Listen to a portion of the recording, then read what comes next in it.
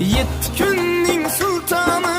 Cuma mübarek olsun, Duo zikr imkoni, ayyam mübarek olsun.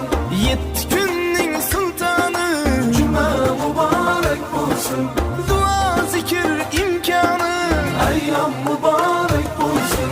Cuma muborak bo'lsin, ayyom muborak bo'lsin.